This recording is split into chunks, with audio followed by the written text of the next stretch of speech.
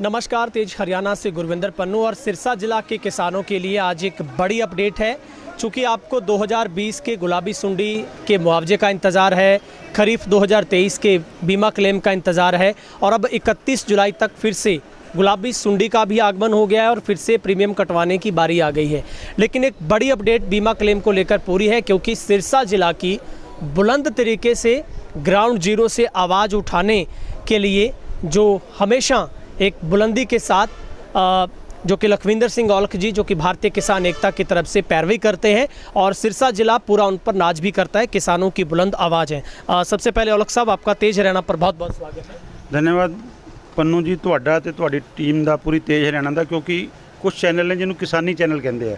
ਤੁਸੀਂ ਹਮੇਸ਼ਾ ਕਿਸਾਨ ਦੀ ਜ਼ੀਰੋ ਲੈਵਲ ਤੋਂ ਆਵਾਜ਼ ਉਠਾ ਕੇ ਸੰਸਦ ਤੱਕ, ਸਦਨ ਤੱਕ, ਜਨ ਜਨ ਤੱਕ ਪਹੁੰਚਾਉਂਦੇ ਹੋ। ਤੁਹਾਡੀ ਟੀਮ ਦਾ, ਤੁਹਾਨੂੰ ਤੁਹਾਡੇ ਚੈਨਲ ਨੂੰ ਵੇਖਣ ਵਾਲੇ ਸਾਰੇ ਸਰੋਤਿਆਂ ਦਾ, ਕਿਸਾਨਾਂ ਵੀਰਾਂ ਨੂੰ ਵਾਹਿਗੁਰੂ ਜੀ ਕਾ ਖਾਲਸਾ, ਵਾਹਿਗੁਰੂ ਜੀ ਕੀ ਫਤਿਹ, ਸਤਿ ਸ੍ਰੀ ਅਕਾਲ, राम राम। सर, अक्सर किसानों के बहुत सारे सवाल हमारे पास भी आते हैं कि औलख साहब कब आपके कैमरे पे आ रहे हैं, कुछ नई अपडेट लेकर आएंगे। तो मैं सबसे पहले तो सर अपडेट जानना चाहूँगा, क्योंकि हाल ही में अभी आप चंडीगढ़ भी जाके आए हैं, बहुत गहराई से आपकी प्रशासन के साथ बातचीत हुई है। क्या सबसे बड़ी सिरसा जिला के किसानों के लिए अपडेट इस वक्त आपके पास है सर? देखिए, सोमवार को मैं जो हमारा कृषि कल्याण ऑफिस है, वहाँ जो हमारे जेडीए इस एग्रीकल्चर सेक्टर को जो प्रीमियम को देखते हैं उसके साथ मुलाकात हुई। तो सबसे पहले तो अपन लेटेस्ट बात कर लें तो जो 2023 वाले बीमा क्लेम की बात है, जो किसान भाई मेरे पास भी फ़ोन करते हैं, आपके पास भी करते हैं, फ़ोन करते हैं।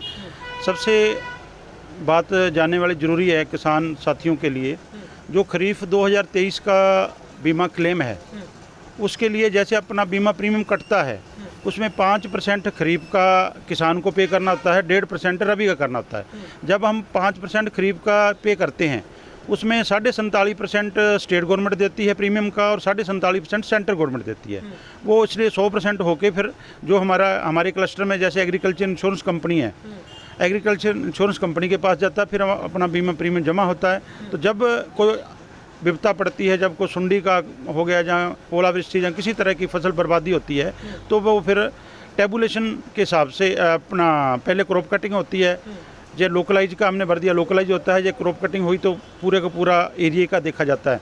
तो उसके बाद टेबुलेशन होती है। टेबुलेशन होने के बाद फाइल जाती है चंडीगढ़, वो उसके बाद दिल्ली उनकी एग्रीकल्चर इंश्योरेंस कंपनी के मेन ऑफिस में जाती है, वहाँ से पास होके आती है। उसके बाद ये जो फंड होता है, जो क्लेम देना है, उसमें आधा जो होता है वो सेंट्रल गवर्नमेंट में देना है, आधा स्टेट गवर्नमेंट में देना है। अब जो स्टेट गवर्नमेंट की तरफ से सब्सिडी है वो रिलीज कर दी गई है, वो एग्रीकल्चर इंश्योरेंस कंपनी को दे दी गई है। क्योंकि पहले स्टेट गवर्नमेंट ने देना होता है, जब स्टेट गवर्नमेंट पैसा दे देती है उसके बाद सेंट्रल गवर्नमेंट ने देना होता है। अब जो आधी सब्सिडी है, आधा हिस्सा है जो स्टेट गवर्नमेंट का, वो रिलीज कर दी गई है। तो अब दूसरा जो आधा रहता है वो जल्द ही सेंट्रल गवर्नमेंट भी एग्रीकल्चर इंश्योरेंस कंपनी के खाते में डाल देगी। और जब वो 100 का 100% उनके पास पैसा आ जाएगा, उसके बाद सारा कुछ तैयार है, कोई किसी तरह की क्वारी नहीं है, क्योंकि टेबुलेशन हुई है, पास हुआ है बीमा। तो उसके बाद वो जो बीमा क्लेम बनता है हमारे सिरसा ज़िले का, वो बीमा क्लेम सबसे पहले डीबीटी की तरफ डायरेक्ट बैंक ट्रांजेक्शन के थ्रू जो पहले प्रोसेस है, उसके बाद अगर उसमें नहीं है तो आधार कार्ड के थ्रू, अगर आधार कार्ड में नहीं है तो एक बार और प्रयास करते हैं और तीसरी बार फिर मैनुअल होता है। तो उम्मीद करते हैं हम जो जुलाई का तीसरा हफ्ता है, जहाँ मान लीजिए 31 जुलाई से पहले ये बीमा क्लेम जो खरीफ 2023 का आ जाएगा। उसका एक रीज़न यही भी है, चुनावी दौर चल रहा है, तो इन लोगों को, राजनीति वाले लोगों को, चाहे सत्ता में अब बीजेपी है, तो उनको ये होता है ज़्यादा से ज़्यादा काम करके और पिछले जो 4.5-5 साल जो लोगों को लूटा है, कूटा है, उसको उससे बचने के लिए, उसके अपने कमियों को छुपाने के लिए धड़ाधड़ वो काम करते हैं। तो अच्छी बात है, हम तो कहते हैं भी चलो चुनाव के बहाने से सही हमारे किसानों का, हमारे मजदूरों का, हमारे आवाम का भला हो, तो चाहे चुनावी सीजन में हो तो बढ़िया बात है। तो इसलिए पन्नू साहब, ये पूरी अपडेट जो मैंने चंडीगढ़ से ली थी, आपके माध्यम से हर एक किसान तक पहुँचे तो अच्छी बात है, क्योंकि बार बार फ़ोन करके फ़ोन आ रहे हैं। तो ये अपडेट है भी प्रोसेस में है, जल्द ही जो है ये कोई खुशी वाली बात नहीं है, ये तो हमारी राहत है। क्योंकि गुलाबी सुंडी ने इतना बुरा हाल किया था, आप भी खेतों में थे, मैं भी खेतों में था। 9-9, 10-10 फुट के हाइट के जो कॉटन थे, बाहर से ऐसे लगता था जैसे 50 मन होगा, लेकिन जब अंदर जाते थे तो एक भी सुंडे जो बिना एक टिंडे में 10-10, 20-20 सुंडी थी, तो एक बार देख के मन दुख हुई होता था। ये हमारे लिए थोड़ी बहुत राहत है, ना कि कोई खुशी वाली बात है। हमारा दिया हुआ प्रीमियम, हमारा बनता हुआ हक सरकार से लेना, इसलिए ये बात है जो खरीफ 2023 का बीमा आने की। ठीक है, मतलब सर जो किसान बेसब्री से इंतजार कर रहा है कि खरीफ 2023 का बीमा के लिए क्या पैरवी, तो आपने बहुत मजबूत पैरवी की है सर, इसका ये भी नतीजा है। दूसरी सर आपसे मेरा सवाल है, 2020 का गुलाबी सुंडी का भी मुआवजा अभी तक पेंडिंग है, क्योंकि जिसमें डवाली, उप तहसील गोरीवाला की बात करें, सिरसा, कालांवाली की बात करें, करीब 65 करोड़ से ज़्यादा की पूरी इसमें राशि है। इसमें सर क्या अपडेट है? किसान उसका भी इंतज़ार कर रहा है क्योंकि उसको भी 4 साल बीतने को हो गए हैं, क्या अपडेट अब तक इसमें है सर? देखिए पन्नू साहब, सबसे पहले आप डबवाली गांव में बैठे हुए हैं, बहुत दुख के साथ कहना पड़ा है, डबवाली हलके के 5 विधायक विधानसभा में है, मंत्री, डिप्टी सीएम तक, विपक्ष सारे ही हैं। 2 बेस्ट अवार्ड लेने वाले भी हैं, अमित सियाग जी हमारे युवा एमएलए हैं। लेकिन डबवाली का दुखांत है, डबवाली और गोलीवाला तहसील में सौतेला व्यवहार किया जा रहा है।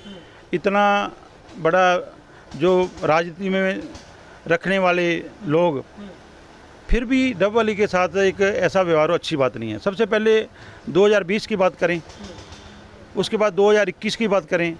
21 में जब जो रेवेन्यू विभाग ने, राजस्व विभाग की ड्यूटियां लगी भी आप जो है खेतों में नुकसान हुआ है उसका देखिए, तो उस समय वाइट फ्लाई का प्रकोप था। तो उस समय जब गुलाबी सुंडी का था, उस समय कालांवाली के 64 गांवों का 54 गांवों का 64 करोड़ रुपए आया था, और कालांवाली के साथ लगते ही डबवाली का एरिया है। तो ये तो है नहीं भी सुंडी ने देख के खाया भी मैंने कालांवाली हल्के का, जहाँ कालांवाली तहसील का खाना, दूसरी का खाना नहीं है। उसके बाद उससे भी बड़ी बात, जब इन पटवारियों की, नायब तहसीलदार की, तहसीलदार ने ड्यूटियाँ लवाई, उन्होंने दफ्तर में बैठ के एसी कमरों में, पंखों के आगे, कूलरों के आगे बैठ के जब मुआयना किया, जब देखा, तो उन्होंने क्या लिखा, सबका भर दिया 23%, क्योंकि अगर 25% से ऊपर आता तो उनका खराबा बनता था, उनको लिखना पड़ता इतना उतना है। उन्होंने अपनी लिखत पढ़त बचाने के लिए, जहाँ हो सकता ऊपर से आदेश हों, ऐसे ऊपर लिखना नहीं है, क्योंकि बड़े लोग हैं, बड़े घराने हैं, छोटे किसानों की कौन देखता है, तो उन्होंने 23% लिखा। हम आपके चैनल के माध्यम से उन भाइयों को, तहसीलदार, मेरी एक आरटीआई भी लगी हुई है, अभी तक जवाब नहीं मिला है भी आपने कौन से मेजरमेंट से देखा भी हर गांव की सुंडी ने 23% खाया। कोई 8% भी खा सकती है, कोई 100% भी खा सकती है। जहाँ तो सुंडी आपने छोड़ी थी 23 तक खाई, 23 आगे खाए ना, ये दुखांत है। अब उससे बड़ा आगे वाली बात चल जाए, जब 2020 के मुआवजे की बात करें, सबसे पहले सरकार के अधिकारियों ने, डीआरओ ने ड्यूटी लगाई तहसीलदारों की, तहसीलदारों ने नायब तहसीलदारों की, नायब तहसीलदारों कानूनगों ने पटवारियों की। जब डिस्ट्रिक्ट पूरे ज़िले का सबसे पहले मुआवजा बनाया 308 करोड़ रुपए, फिर उन्होंने फिर दोबारा कैप लगाई भी इनको इंश्योरेंस मिल चुका है, बीमा क्लेम मिल चुका है प्रधानमंत्री फसल बीमा योजना के तहत, उन्होंने घटा के 258 करोड़ 64 लाख रुपए कर दिया। फिर वहाँ भी पेट नहीं भरा तो उन्होंने तीसरी कैप और लगा दी। फिर तीसरी कैप लगाने के बाद उन्होंने क्या किया, 4 स्लैब थे, 1 से 33%, 34 से 50%, 51 से 75% और 76 से 100%। जो 76 से 100% था 12,000 था, जो 51 से 75% था 9,000 था, जो 34 से 50% था वो 7,000 था। तो उन्होंने क्या किया, उन्होंने जो 34 से 50% वाला स्लैब उड़ा दिया। उसमें क्या हुआ, हमारी रानिया तहसील और चोपटा, नाथुसरी चोपटा तहसील, एलाहाबाद तहसील, 3 तहसीलों का नुकसान ही 34 से 50% हुआ था, उनको उड़ा दिया, वंचित रहेगी। उसके बाद जैसे इनका जो ये भी 25% तक रहेगी, जैसे 72 करोड़ रुपए बनता था कालांवाली का, वो स्लैब उठाने के बाद 17 करोड़ 27 लाख रहेगा। ऐसे ही यहाँ का 43 करोड़ बनता था डबवाली का, ये 28 करोड़ 47 लाख रह गया। ऐसे ही गोरीवाले का भी बनता था, अब वो 18 करोड़ 27 लाख रह गया।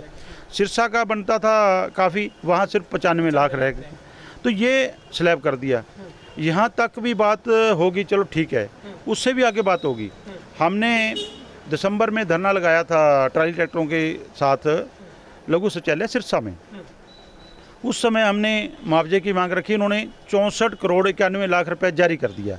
ये स्लैब हटाने के बाद 64-91 बनाओ जारी कर दिया, वो तहसीलों को दे दिया।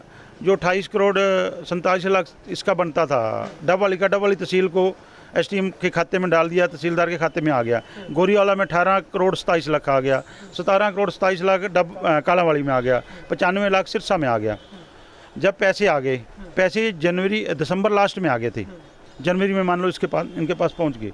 इन्होंने 31 मार्च तक वो पैसे किसानों के खाते में नहीं डाले। इन्होंने नहीं डाले कि उनको ऊपर से ऑर्डर था नहीं डालना, ये भी एक सवाल है। जब हमने बार बार इनको कहा तो वो कहते जी 31 मार्च को वो पैसा हमारा फंड लैप्स हो गया, वो फंड दोबारा चले गया। हम फंड मंगा रहे हैं।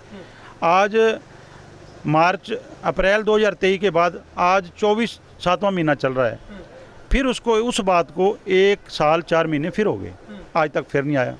अब थोड़े दिन पहले हमने उपायुक्त महोदय से मिले थे, हमने बोला, वो कहते जी मेरे संज्ञान में मैंने लेटर डाल रखा है। मैंने FCR से टाइम लिया, उससे मिल नहीं पाया उनसे, मैं चंडीगढ़ भी गया था। तो ये 64 करोड़ जो 91 लाख रुपए है, उसके ऊपर भी अगर ये जल्दी जारी नहीं करते हैं तो अब समय है। मैं तो आपके चैनल के माध्यम से अपने किसान साथियों को, खास करके गोरीवाला तहसील और डबवाली तहसील के किसान साथियों को, आपके साथ बहुत बेइंसाफ़ी हुई है। आप 2020 के मुआवजे से वंचित हैं, आप 2020 के बीमा क्लेम से वंचित हैं, आप 2021 के मुआवजे से वंचित हैं। आपके साथ बहुत बेइंसाफ़ी हुई है। तो आओ हम सब मिलकर इसके ऊपर संघर्ष करें। हम आपके साथ हैं, आप जो हमारी ड्यूटी लगाओ हम करने को तैयार हैं। जब भी अगर जल्दी मुआवजा नहीं आता है खरीफ 2020 वाला आपका, तो हम एक पक्का मोर्चा डबवाली में लगाने को भी तैयार हैं। आपकी सबकी सलाह थी, जल्दी ही हम डबवाली के, गोरीवाला के सभी गांवों में जाएंगे, तो किसानों से राय मशवरा करके आगे की रणनीति बना के भी, अगर इस सरकार, क्योंकि इलेक्शन का समय है, सरकार ना तो अपने प्रदर्शन से डरती है, ना उसको वोटों के अलावा किसी का डर नहीं है। इनको सत्ता का डर है, इनको कुर्सी प्यारी है, इनको जनता प्यारी नहीं है। तो कुर्सी को बचाने के लिए कुछ भी किसी भी हद तक जा सकते हैं। ठीक है। और साहब 2022 का भी जो प्रीमियम था, जो उस वक्त भी आपने पैरवी की थी, और 1132 ऐसे किसान थे जिनके आपने बाय हैंड वो आवेदन उनके लिए थे। अब उसमें क्या अपडेट है? उस वक्त के भी कई किसान हैं जिनका प्रीमियम वापस हुआ था, लेकिन वो उस वक्त आवेदन नहीं कर पाए। तो वो किसान भी आज उलझन में बैठे हैं कि हम लोग क्या करें, उनको अब तक मैसेज आ रहे हैं। देखिए, उसी समय जब धरना चल रहा था तो उस समय बीमा प्रीमियम वापस आ रहा था। खरीफ 2022 का जो एक तरफ तो हम लड़ाई लड़ रहे थे, उसकी बीमा आए, वो बीमा प्रीमियम 7 महीनों बाद, 8 महीनों बाद, 10 महीनों बाद वापस आ रहा था। उस समय हमने जब आवाज़ उठाई, उस समय एग्रीकल्चर इंश्योरेंस कंपनी का एक अधिकारी, उच्च अधिकारी दिल्ली से, चंडीगढ़ से भी आया था, एक दिल्ली से आया था, एक हमारा एग्रीकल्चर विभाग का चंडीगढ़ से आया था। वो माननीय उपायुक्त महोदय के साथ हमारी टेबल पर मीटिंग हुई। हमारी 11 मेंबरी कमेटी थे अलग अलग गाँवों से। उस समय उन्होंने कहा भी आप जो है किसानों को हम जो है अपील करो भी आप बाई हैंड अपने कागज़ दे दें, वो कागज़ हम भेज के उनको जो है उनका बीमा जो एक्सेप्ट कर लेंगे, उनके जो डॉक्यूमेंट दिए हैं उनका प्रीमियम एक्सेप्ट कर लेंगे। उस समय हमने भी अपने सोर्स के साथ माध्यम से, व्हाट्सएप के माध्यम से, आप लोगों के माध्यम से लोगों को कहा भी जल्द से जल्द कागज जमा कराइए। वो कागज़ जमा हुए। एक बार 14 फरवरी को बाई हैंड विभाग से सतवीर है जो ASO, वो लेके गया। एक दिन छोड़ के फिर 2 दिन और इकट्ठे हुए, फिर 2 दिन बाद फिर वो लेके गया। वो जो हमारे डॉक्यूमेंट्स थे वो स्कैन करके भेज दिए और बाई हैंड भी जो फिजिकली भी वहाँ जमा करा दिए। जब वो जमा हुए उसके बाद अब उनके ऊपर कार्रवाई होते हुए अब उन्होंने एक्सेप्ट कर दिया। जिनके खाते में पैसे वापस आए थे उन्होंने एक लिंक भेजा और लिंक के थ्रू हमारे किसानों ने दोबारा से प्रीमियम भर दिया है। उस प्रीमियम के ऊपर काम हो रहा है क्योंकि टेबुलेशन हुई है। जिस किसान का मतलब जिस खेत गांव का जितना बीमा बना था बना हुआ है, उसके जो जितना वो जल्द आ जाएगा। वो उम्मीद करते हैं ये 2023 के आगे पीछे ये एक महीना 10 दिन आगे या 10 दिन पीछे वो सारे 1132 आवेदन करता थे, किसान नहीं थे, आवेदन करता थे। क्योंकि एक किसान की खेपट अलग अलग होती है। ये हो सकता है भी 4 आवेदन एक किसान के हों, 3 आवेदन एक किसान के हों, क्योंकि किसान उसमें 700 के करीब थे, आवेदन करता 1132 थे। तो एक चीज़ और ज़रूरी चीज़, अब जो खरीफ 2023 का बीमा प्रीमियम था, वो बीमा प्रीमियम एक बार 41,000 किसानों का एक्सेप्ट नहीं हुआ था। उसमें central bank, SBI bank, private bank भी बहुत सारे थे। उसके ऊपर भी हमने बहुत संघर्ष किया, किसानों के सहयोग से सबने साथ लेकर मांग पत्र दिए, धरना प्रदर्शन भी किया, 1-2 बार चंडीगढ़ भी गए। उसमें 3 बार पोर्टल खुला। एक बार तो जो चालान रह गए थे बैंक के वो खुला, एक बार जो पैसा ऊपर भेज दिया था कागज रहते थे वो खुला, एक तीसरी बार और खुला। 3 बार खुलने के बाद भी अभी भी हज़ारों किसान ऐसे हैं जिनका खरीफ 2023 का बीमा प्रीमियम वापस हुआ है। उसके लिए भी हमारी बात हुई।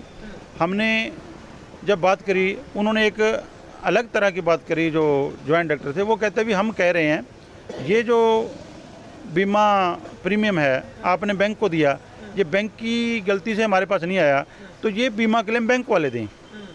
तो ये बात एक बार किसान को उलझाने वाली है। बीमा क्लेम बैंक जो है, हम कंज्यूमर फोरम में जाएंगे, लंबी बातें हैं। तो हम ये चाहते हैं जिस किसान से आप बीमा प्रीमियम, मान लो मेरा बैंक में किसान कार्ड बना हुआ है, तो उस KCC से हमारा प्रीमियम कटता है। जब हमारा प्रीमियम कट गया, हमने पैसे दे दिए, हमारे कागज पहले बैंक में पड़े हैं, तो उसमें किसान का कहाँ कसूर है? आपने 36 तरह के फंडे लगा दिए, मेरी फसल मेरा ब्यौरा, खेवट की अगर संजा है उसमें दिक्कतें डाल दी। इतना किसान खेती करे कि आपके कागज पूरे करे। सबसे बड़ा दुखांत है हमारे किसानों के पास, ज़्यादातर किसानों के पास, खेतों वाले को छोटे मोबाइल हैं, तो वहाँ ऑनलाइन तो कर नहीं सकता, वो CSC सेंटर पर जाता है। अगर वो CSC सेंटर जाता है, वो किसान जैसे ही वो हैं, आधी गलतियाँ वो कर देते हैं, तो भुगतना किसान को पड़ता है।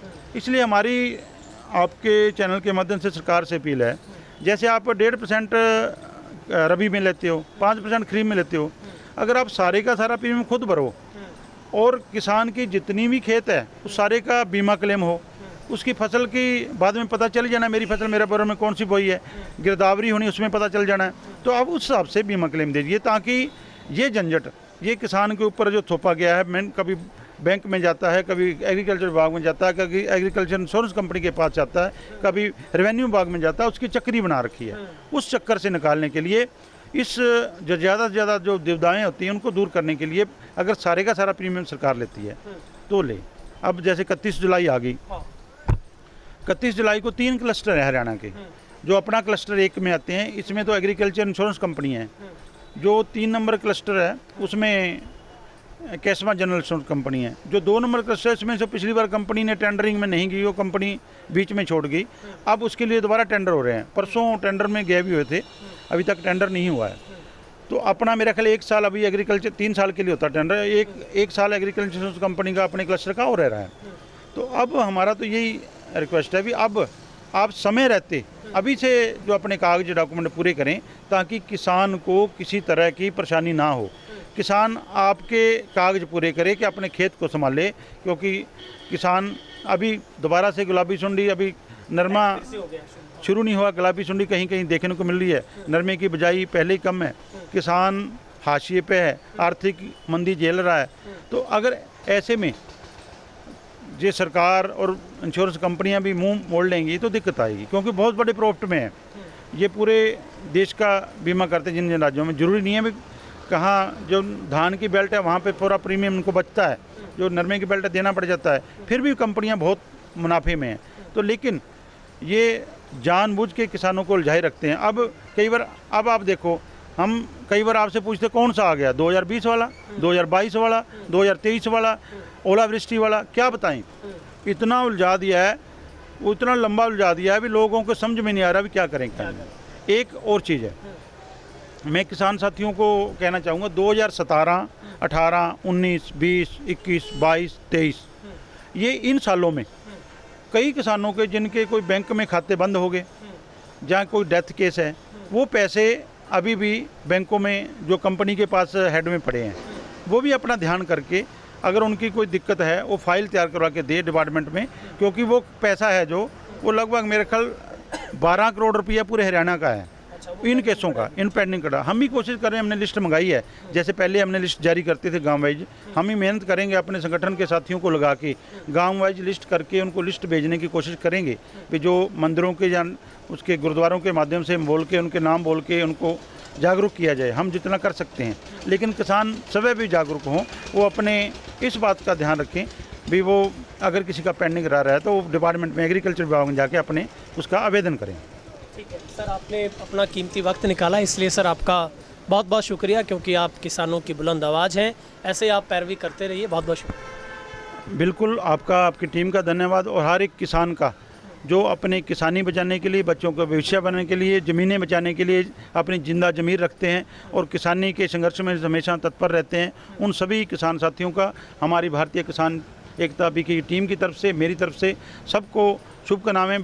भगवान आपकी फसल अच्छी दे, आपको बीमा की ज़रूरत, बीमे क्लेम की ज़रूरत ना पड़े, मुआवजे की ज़रूरत ना पड़े, भगवान आपकी फसल अच्छी दे, क्योंकि अपनी फसल अगर होगी तो ही आप सर्वाइव कर पाएंगे। इन बीमा मुआवजों से हमारा पेट नहीं भरेगा। ठीक है, तो ये थे हमारे साथ औलख साहब जो बातचीत कर रहे थे और भारतीय किसान एकता की तरफ से मजबूत पैरवी करते हैं, और सिरसा जिला के किसानों को कभी भी दिक्कत नहीं आती है, खास करके बीमा क्लेम मुआवजे को लेकर, और या फिर किसान की कहीं भी उसके अगर साथ अन्याय होता है तो वो हमेशा खड़े दिखाई देते हैं। फ़िलहाल हमने 2020 से लेकर अब तक के तमाम बीमा क्लेम की अपडेट आपको दी है। अब क्या बड़ी अपडेट थी जिसका आपको इंतज़ार 2023 के खरीफ के क्लेम को लेकर था, उसमें भी औलख साहब ने आपको सारी जानकारी दी है। आपको जानकारी कैसी लगी कमेंट में बताइएगा, और इस वीडियो को दबा के शेयर कीजिएगा। कैमरामैन वकील के साथ गुरविंदर पन्नू, तेज हरियाणा, सिरसा।